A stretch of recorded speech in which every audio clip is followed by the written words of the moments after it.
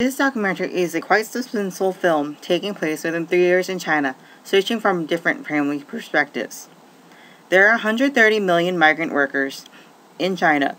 The term migration is a form of relocation, diffusion involving a permanent move to a new location.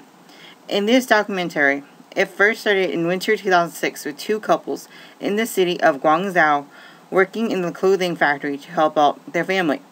Their family lives in the countryside of China, far away from their workplace.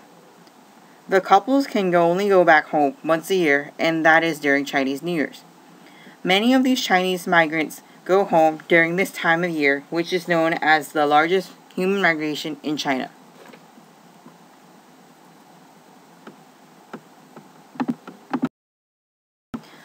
The couples take the advantage of going home for the holidays. However, it takes days for them to get train tickets because there's nowhere to be sold. Finally, at last, they found tickets and head back home to the countryside.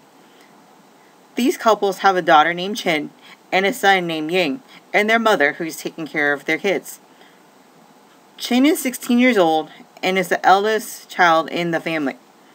The young and old usually stay at home while the parents work. The parents are happy to be home, gathering around the dining table. Then they asked their son for his report card, as it was the time of year to get grades. However, they were not pleasant for his grades. They requested for one thing for both their kids. We just have one wish. Chen and Ying will study hard. Chen heard this, but did not care. She is a rebellious teenager whom doesn't want to listen to her parents and does what she decides to do. After the holidays, the parents left, going back to work. As for the daughter, she went to her grandfather's grave and burned incense. Her grandfather raised her as a child because her parents left her at the age of 1. She told him that she doesn't get along with her parents, and she also wants to leave the countryside as she considered this place was a sad place to be, crying in tears. Chen did indeed drop out of high school and left home to Xizang City for work.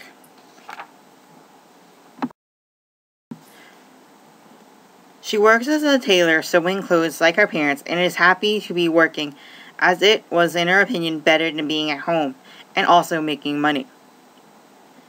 Her parents found out she dropped out of high school. As well, her mother regrets having a bad temper and blaming her a lot. One day, her father came by to see Chen at the factory and asked her to come back home for the holidays and go back to school. That made her quite upset, but she went home with her parents for Chinese New Year's. They were rushing to go home by train, though the train ended up breaking down as it ran by electricity. Once the train started working, they headed home. The couple's son continues his studies, but doesn't do well again. His mother told him a peasant child must study hard or end up like them, working in factories far away from home. In addition, she told him that she wanted to quit her job at the factory just to stay with him.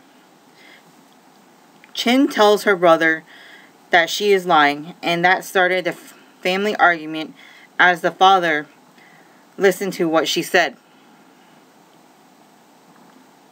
Her dad told her to leave the house as she only knows how to waste money.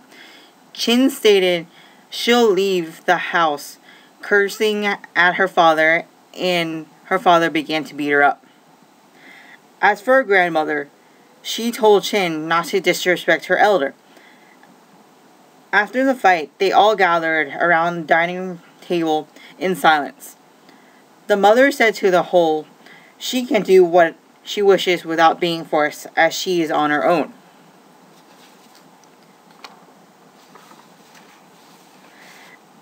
As the holidays are closing to the end, Chen's mother prays at a prayer site for her daughter as she left to go on her own way.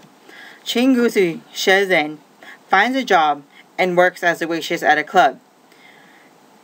She was taught that customers were always right. The couples went back to work, and the husband was in a lot of pain because of what happened previously. Then in 2008, the world was in a huge financial crisis. Many exporting factories were closed and workers are in despair, since they need money to survive, as they do not have unemployment insurance and no welfare. The wife worries and goes back home for the son, since her mother is too old to take care of him now, and left the husband behind as he wants to work. In the end, the entire family went their separate ways.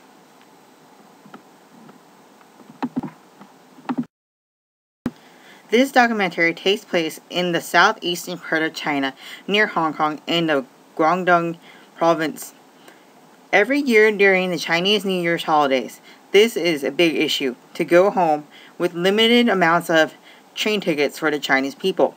This can relate to many of us, as plane tickets, even concert tickets, or any other tickets get sold out fast. In fact, most of us youngsters disrespect our elders and curse at them without knowing. We need to learn to respect them as they brought us to this world. Taking care of yourself is tough, especially on your own, so pretty much don't take the advantage too easily fast.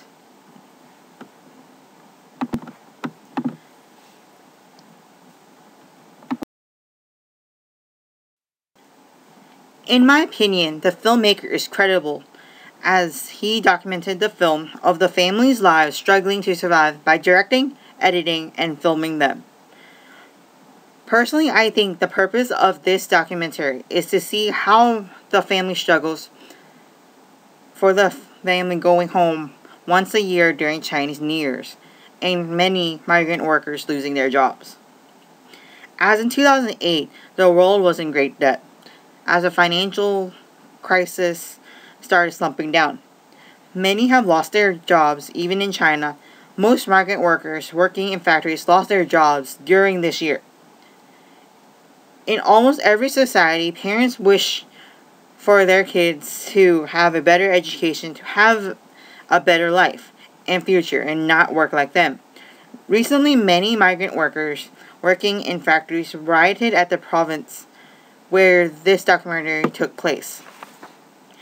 Migrant workers goes home once a year, but now these days, fewer are returning back to work after the Chinese New Year's holidays, as many quit.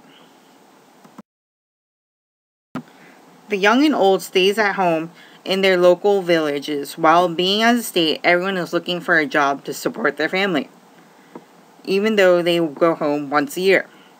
Globally, this is an issue that almost everyone does suffer.